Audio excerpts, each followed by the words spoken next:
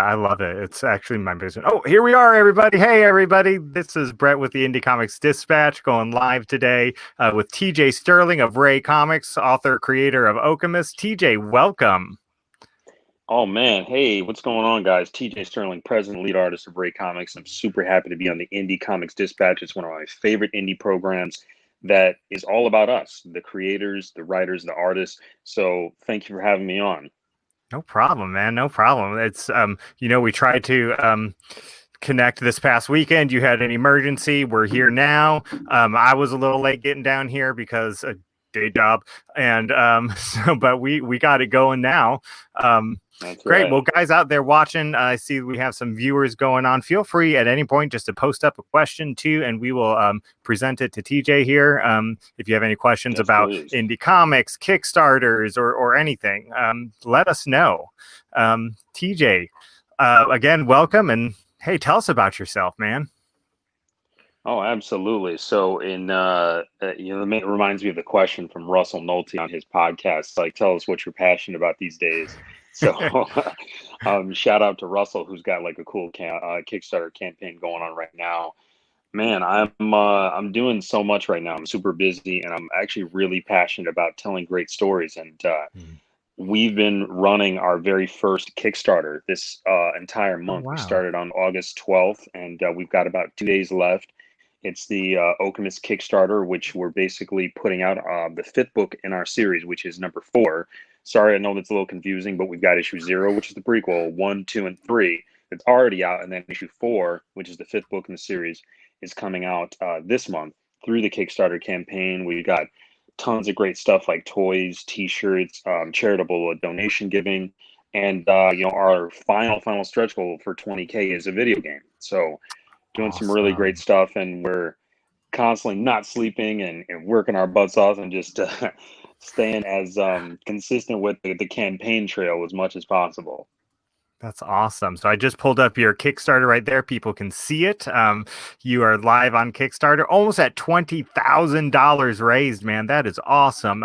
Hey guys, if you're out there right now watching this and you can spare a few bucks, let's get TJ to 20,000 because that is Absolutely. amazing, amazing. Um, Thank you so much. Fantastic. So this is your first Kickstarter. I didn't know that. I just kind of assumed that the previous issues had a campaign too. Um, we'll get there. Yeah. We'll get there. Yes, we will get there. Absolutely. So, let's talk about comics for a minute. You are a comic creator. You have your own comic book company. Have you always been into comics? What was your first comic? Yeah, man. So a little bit of history about me is, man, I started collecting comics in like 1990, long time Me ago. too. And the first, yeah, yeah, we're pretty much the same age range, same Yeah. same. And the thing is that the 90s to me was the golden age of comics. There was no better era in comics than the 90s because Mhm. it was the most edgy, it was the most progressive, some of the most unique stories came out of it. And really, you saw the birth of some really incredible artists. And the first comic book that I ever really picked up that I fell in love with was X-Men #1 by Jim Lee. Mm. Still remember walking into the store and buying it to this day. I remember it was like it was yesterday, because to me, that level of detail in a comic book was just mind blowing, and I couldn't Mhm.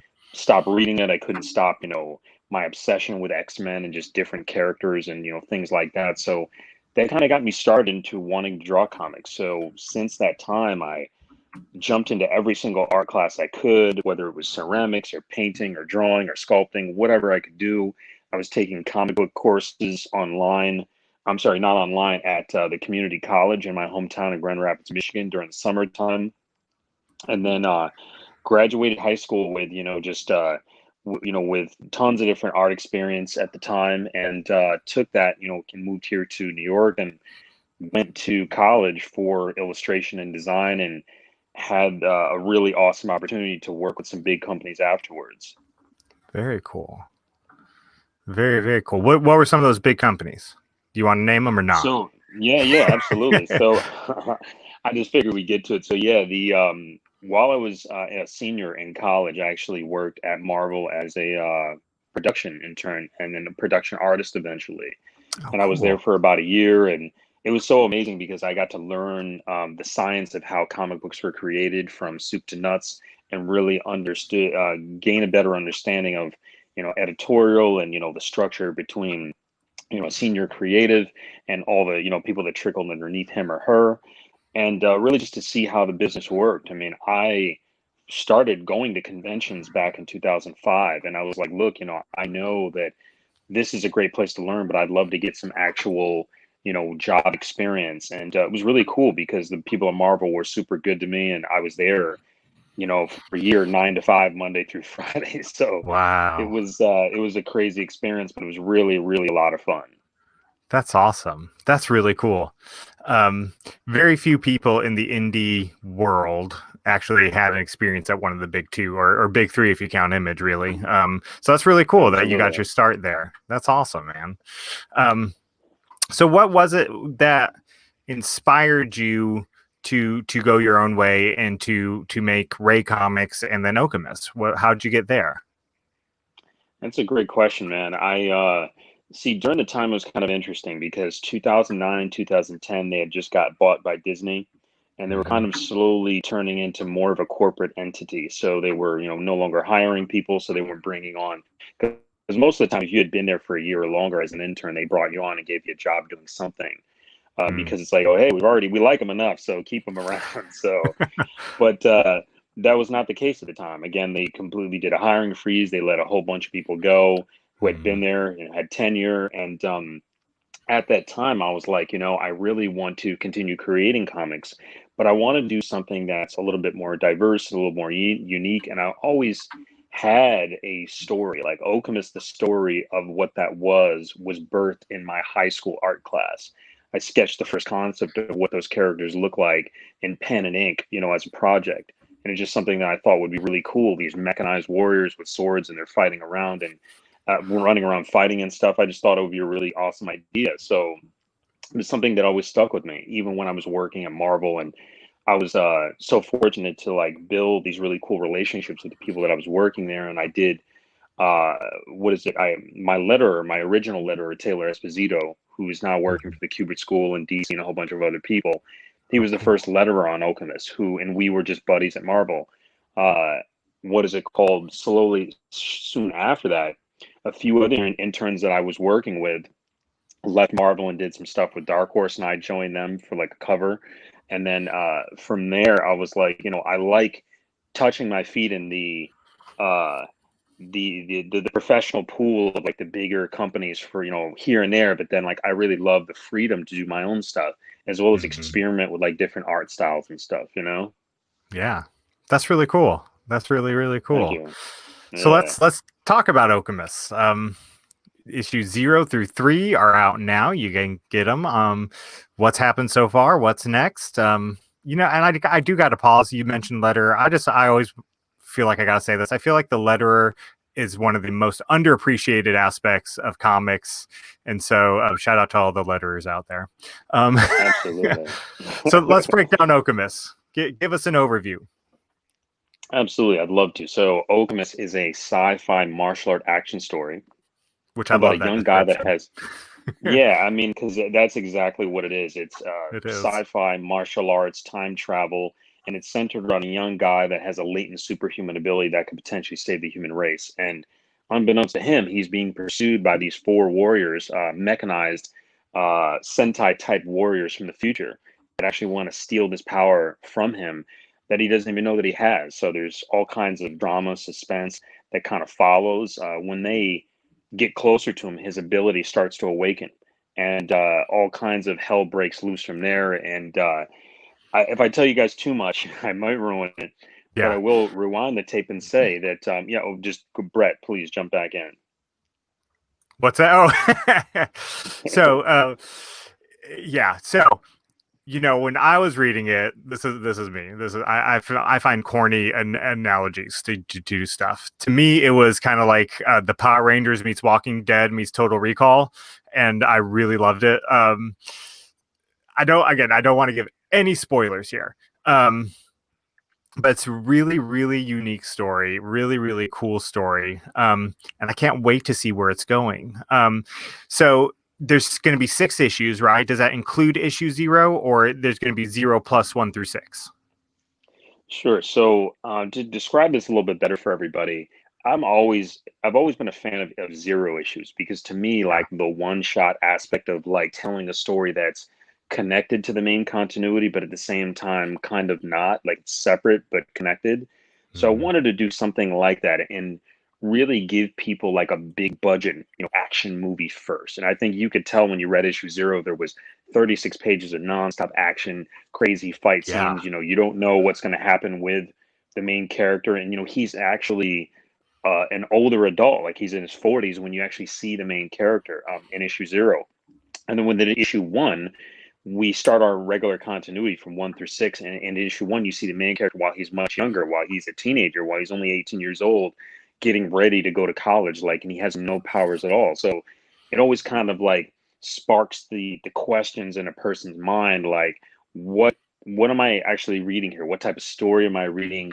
Why did he decide to do this non-linear form of storytelling? But again, when you look at the description, we've got sci-fi, we've got martial arts, we've got action, we've got time travel, we've got all these really cool elements at play. So could it be an alternate timeline? Could it be an alternate universe? Could it be, the future of the main character? Whether he makes good decisions or bad decisions. Like it all kind of depends because at issue zero, we see the main character's he's basically almost at the end of his journey, and then we rewind all the way back to the beginning of the character's journey. Oh, I'm not sure if it's me or you, TJ, but I kind of froze up there for a minute. Your feed kind of froze up on me. So issue one Okay, rewinds back to the beginning of the character's journey, and then that's where I lost you. no problem. Yeah, so what people are going to see with issue 1 through 6 is just Okay. really kind of a unique different, excuse me, a unique and different narrative for a character. We're going to question what is a villain, Mm. what path do you want to be on as a person, as an individual, as a man, as a woman? What type of path are you on? What decisions inform, your path and where you're at? So I think again, it constantly keeps you guessing. It constantly keeps you wondering just what's exactly happening to these characters. And um, oh, like I said, tons of craziness, man. Like we are giving the audience the big budget action movie, Michael Bay action movie first, and then we're going to boil down to the story very shortly with issue 5 and 6. I agree. So reading issue zero when you sent it over, I was like, "This is awesome," and I really loved it. And you just jump right into the middle of a ton of action, and then you move over to issue one, and I was like, "Wait, what? What?"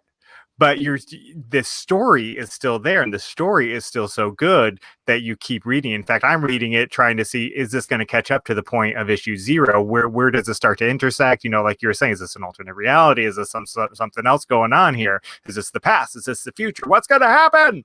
um, Yes. that's that's where I'm at in the story, and I'm loving it. So much good storytelling there, and I do have to give you props. Sometimes a book has really great art, sometimes a book has a really good story. Your book has both, and for anybody out there who just really wants to get it, like he was saying, like a blockbuster action type story but in a comic book, go get Okemus, because it's really got it all. It's really awesome. So tell us a little more about RAE Comics and what comes after Okemus. Absolutely. So thank you, Brew, for diving deeper and looking beyond the surface, because I think what a lot of individuals do when they kind of glance across a product, they're not just sure how to take it. And I think when people really take a look at the Alchemist, they see that there's something really powerful there, that it's not just a linear story, that's multidimensional, it's multifaceted, and there's some really cool stuff going on. And I strive to tell a simplified narrative but powerful, because I love comics, but I know for a fact that there's tons of other comic books to read. We're in the Netflix generation where people want to like read through something very quickly and then move on to the next one.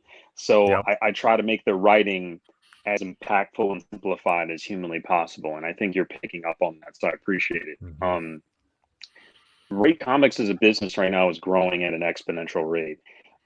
We've been around since 2015 doing cons. I mean, again, we all of our Kickstarters weren't really Kickstarters. They were more or less like we were going to cons and we were selling tons of books and raising additional funds from the proceeds of those conventions, and we'd funnel that right back into the business and the next production of our other books. And Okemus is almost complete, the first arc. So once Okemus issue 6 drops within, probably the next year and a Mhm. half, we're going to be collecting that into a solid trade, and then we're actually going to be doing the Tessina miniseries, which we kind of teased a little bit on our Kickstarter. So Yeah, I saw that. I just remember seeing that. That's awesome.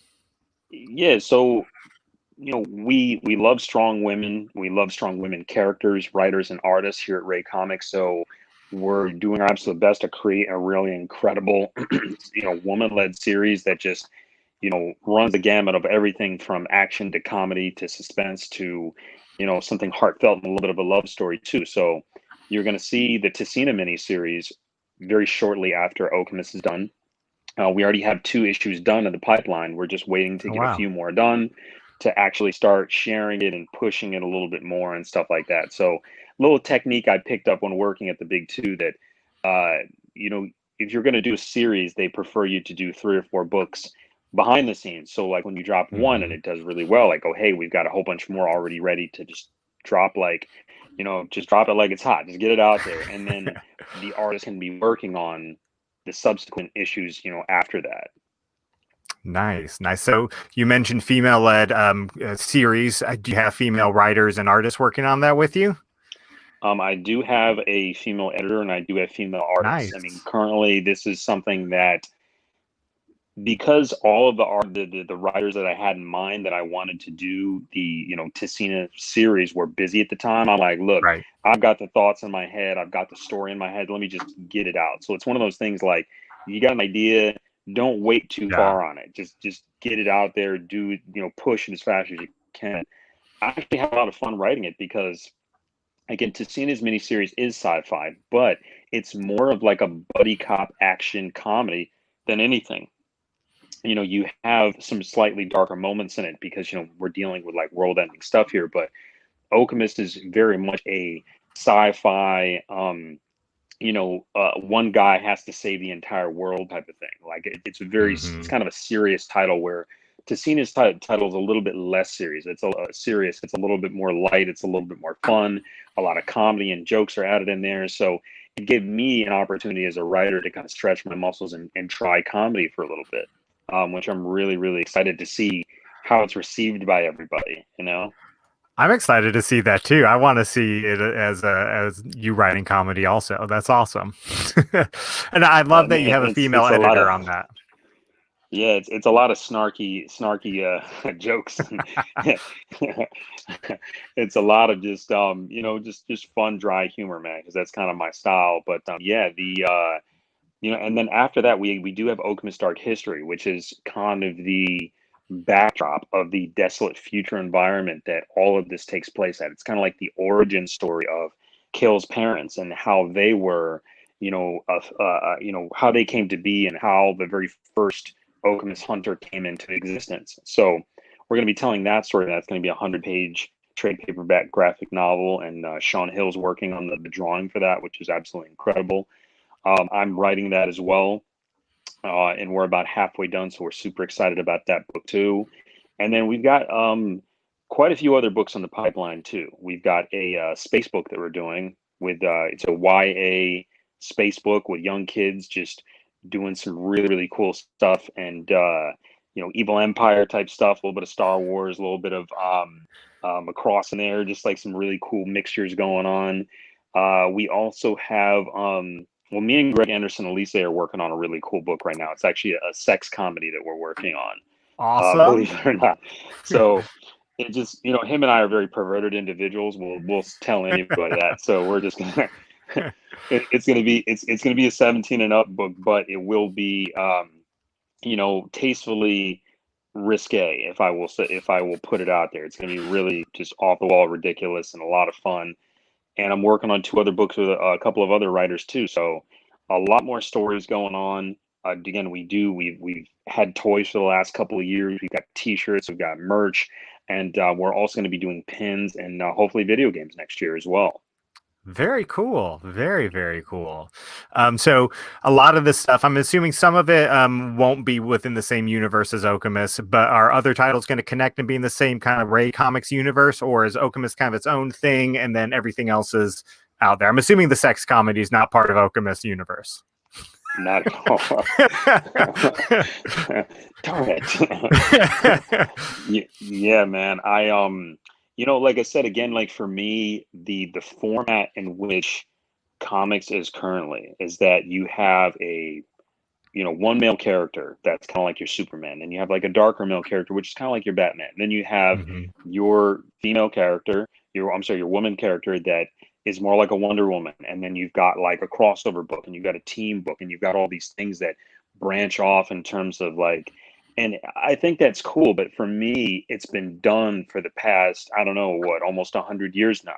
Yeah, So yeah. there's nothing really new or unique about creating a universe that's so expected and linear. And that's Hmm. why like everything that we do at Ray Comics comes from the heart. And it's something that we try to create stories that we've never created before. We try to create stuff that's never been done before. And you're not going to find an indie black creator that has a Sentai book. Like I'm the only person that got it at the moment. Sure, there'll be Hmm. more later, but I was the only one in 2015 when we started. I'm still the only one now. But I love the genre of Sentai so much that I wanted to kind of splice it in with all other kinds of cool elements that I grew up loving, like, anime and games and, movies and stuff. And like I said, you mentioned Total Recall, you mentioned Walking Dead, which I love. One of my favorite movies of all time is the original Total Recall. And I wanted to Mine definitely put, too. oh man, I could quote it any day of the week. Benny, screw you. So I have two much younger brothers-in-law, and I call one of them Quado, much to his Nice. dismay. Oh man, it's fortune days. Hopefully they're not over. Yeah. Oh. but but yeah, man. So right at the moment we don't have any crossovers going on at the moment. I mean, I will say that there is going to be a time when Kale, the main character, actually has Hmm. to make a transition from one time period to the next. And Mm. I've talked with several other creators where it's like, oh hey, because we've got time travel in the mix and alternate realities, we can.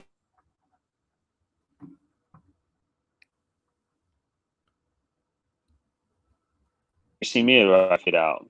You, Okay. you froze up for a second there. Gotcha. So I think it just has to, excuse me, it has to feel right. And I think any time that I do a collaboration with somebody, I've been friends with them for a while.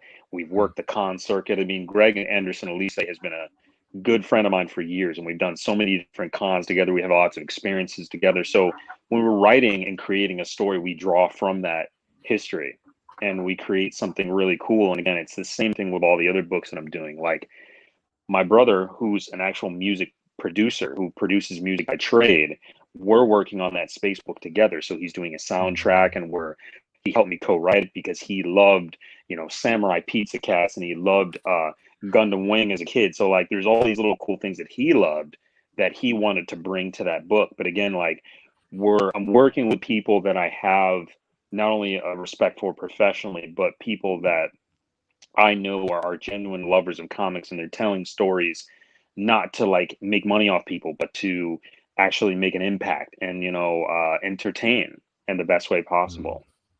That's really cool. That's really, really cool. I love it. Um, so you've mentioned a couple of other indie creators already, so that kind of segues nicely. What other indie creators are you following right now that maybe you haven't mentioned yet? Absolutely. So obviously, Greg Anderson Elise, who's currently got a great Kickstarter going on right now. So if you guys, have a moment, check him out too. Noon Lilavois, I hope I'm saying the last name correctly. He's got the Crescent City Monsters Kickstarter. He's also a personal friend, and we might be working on something too in the future. So stay Nice. tuned for that. And those two are He's got having a a crossover. They are.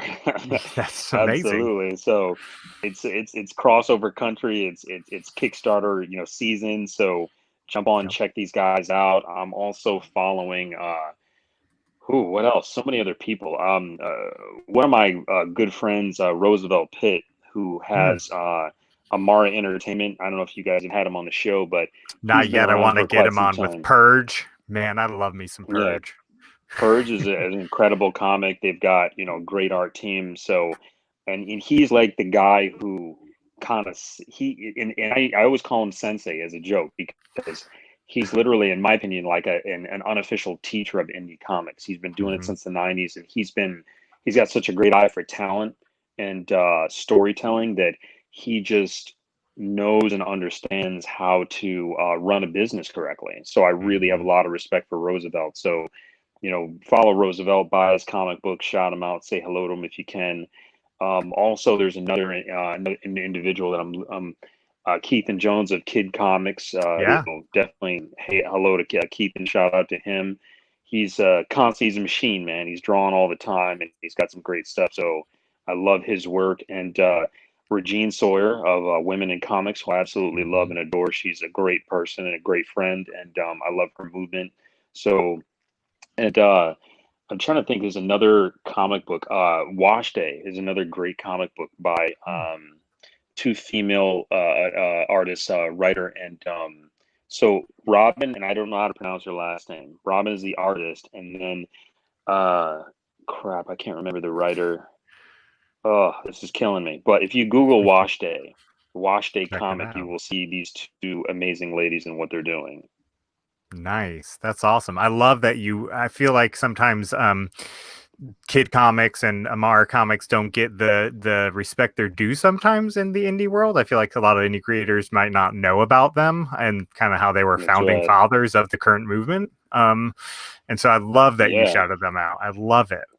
Um, I think, as a personal note about me, I think I have every appearance of Purge that there is. Wow. Even the one from the '90s, huh? Yeah, yeah, That's I the got one the I'm one trying to get from the my 90s. hands on. Hmm. Wow. Holy Yep. crap. And he appeared in uh, Jibba Moby Anderson's 16 bars, 4 pages. There's some guest appearances Wow. in there too. So That's little amazing. history there. Um, okay, Yeah, so yeah. we've already talked a little bit about this, and you've been kind of tight-lipped about it. And if you just want to pass, that's fine. But if you could do a crossover between Okemus and any other indie title, what would it be? Like you had your pick. Yeah, I mean, that's an interesting question, man. I've been thinking. Oh no, you froze again. This is one of my favorite questions. I think I'm back now. All right. There you So, are. There you yeah, are. this is an interesting question, man, because I've been thinking about it actually, and I don't know of any other indie creators that are doing sci-fi like I am. Mhm. And I think that's why like I would love to find another indie creator, another company that's doing sci-fi because there's so many indie comic book companies that are doing, ancient Egyptian inspired stuff, which is cool. So Mhm. many of them, people are doing horror, which is fine. So many people are doing, magic, which is totally cool. But I don't see a ton of people doing sci-fi stuff just yet. And I know that the Tuskegee Airs guys are doing some sci-fi stuff with their book, which I think is really Mhm. cool. Yeah, So, and those guys are good friends of mine too. So I guess if I could do a crossover that's sci-fi related, it would probably be with those guys. So shout out to Greg and Marcus. They're awesome. they are. I love their stuff. That would be a cool crossover. I was also thinking. I can never say right. Ayano Stigmata from Sovereign Comics is about a Tuskegee airman that's drawn into the future into an alien planet. So you don't know what the hell's Oh happened to wow. Earth. That could be a cool Wow. crossover too, kind of coming back and seeing what's happened to Absolutely. Earth. Um, anyway, Absolutely. so I want to you've do done a lot. a crossover with Keanu too. Can we make that happen? Yeah, of course. Keanu, come on, man. Hurry up, man. Well, you got some good stuff over here. So somebody new's coming into the industry. You and I have talked a little bit about how we're both kind of older. Um, and so you have experience here. What advice would you give to a young whippersnapper? Absolutely. I get asked a lot of questions about how do I start in the comic book business? How do I get my feet wet in this business? And first of all, I want to say that the Okemus Kickstarter, if you donate $35 or more, you automatically are enrolled into the masterclass that I'm giving. So I'm giving my Cool. very first masterclass on comics, talking about my journey throughout the time that I've started when in cons in 2005 all the way till now with working for Marvel, DC, Dark Horse, Aspen Comics, all these people I work with. I'm going to tell you all about that stuff and also going to give people an idea of how to get started in the business. So letting you know that I'm going to talk a little bit about that now, but to get the in-depth, really, really in-depth overview of how to really get into the business, I'm going to be giving that masterclass as long as you donate $35 or more. Really cheap, super to get, easy to get involved. So I encourage you to do that. But if I had to tell someone something right now, I would say be patient, because making comics is not a sprint. You can't, and I think a lot of newer creators are so itchy to like make their money back and to get on and to like be well known that they forget about that there's a journey that needs to be Mm-hmm. taken. There's a process, and you have to really build these relationships because, and I think some people, I've seen some indie creators try to bully their way in with certain tactics, and I always kind of think I laugh about it because comics isn't MMA. I mean, comics is a bunch of relaxed people making artwork. So it's like you have to really care about the people that you're networking with, and you have to genuinely care about comics. And you shouldn't be thinking so much about how much money I'm going to make on a Kickstarter or if I'm going to make my table money back at a con. If you Mm-hmm. make money your number one motivating factor, you're going to get deterred very quickly. So you have to make it to where you understand that sacrifice, patience, and consistency are like your three biggest things when you get started. I love that. I love that. And you're right. Like this community, indie comic. I'm not a indie comic Froze up creator. there, Brett. Oh, sorry. Can you see me? Now I can, yes. Okay. The indie comic community, I'm not an indie comic creator. I'm just a guy who likes to talk with creators, but it is such a laid back, easygoing community. And you're right. Those people who make money their motivating factor, they stick out like a sore thumb. And you can tell sometimes that their passion is not in the art of it. And it's telling. TJ, Absolutely. as we wrap up our time here, I'm going to put your Kickstarter back on the screen.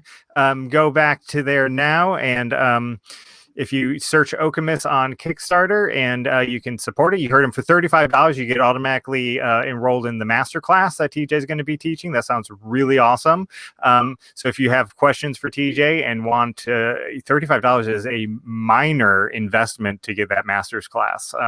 So go to Kickstarter and support it. I will say it's raised $20 while we were on air, so I'm just going to attribute that to us being on air together. Awesome. TJ, Yes. other Yes. than going to Kickstarter, how can people find you? How can they support you? Absolutely, man. So, easy to find me online. I'm all over the place. If you want to check me out on my website, raecomics.com, that's RAE comics.com. Or if you want to check out the Kickstarter, which is what I highly recommend you do if you want to get all of the Okemus books, plus a lot of other really cool stuff. And, fun fact, I just want to talk a little bit more about what people get with Kickstarter. Let's Yeah. say you buy one book. You buy one book at $10, and it's a print copy. You actually get a free art print with that. Oh, cool. If you buy all five books on the Kickstarter, 0 all the way to number 4, you actually get 4 free art prints, and you get access to the masterclass. So it's super incentivized. So where you buy one thing, you're going to get something cool and free. We have toys that are priced, to the fact that they are extremely limited. If you buy a toy at any one of those tiers, you get comics, you get free art prints, and you get the masterclass. Like it's literally tons of stuff that you get. If you spend over $100 with us at on the Okemus Kickstarter, you actually get all the stuff that I just mentioned, but you also get access to a print copy of Okemus Dark History, which is the 100-page trade paperback once that comes out in fall of 2021. You also get access to Okemus issue 5, the next one in the series, and you get access to the digital preview of Tessina, the miniseries. So Cool. tons of really, really cool stuff that you get just for donating. Again, the higher and higher that you go, the more and more free, cool stuff that you get. So I highly recommend that people go on the Kickstarter, pledge as much as you can, and you join the family, join the Ray Comics family. If you want to at me or talk to me online, I'm on Twitter and Facebook. If you search TJ Sterling on Facebook. You'll find me. I've got a red icon for a picture. It's super easy to find. And at RAE Comics on Instagram, and at RAE Comics on Twitter as well. Very cool. Very cool. Well, guys, you heard it. Some of those Kickstarter rewards are really unique, something you don't get from a lot of people. And so go support TJ and RAE Comics. Okemus issue 4 on Kickstarter now. Follow TJ. He posts tons of great stuff. Always doing something with somebody out there, offering great advice to the indie community. Go check him out. TJ, thank you so much for being here today. I'm just glad we could get it lined up and get you on here. I've enjoyed following you and have so enjoyed the Okemus series so far. And you bet that I'll be a supporter for every issue that comes out, man. Thank you so much. Thank you so much, Brett. It's been a pleasure to be on the show. Hope you guys enjoy the rest of your day and stay safe out there. Ditto. Everybody, tomorrow night, it's almost holiday week, so I'm a day off, but tomorrow night I'll be live with Brian Lambert from Wingless Comics. We're talking about representation in comic books every Wednesday night in September, and tomorrow's Brian, and we're talking the representation of Black men in comic books. So tune in tomorrow night on all the channels. We'll be live. Everybody, we'll talk to you later.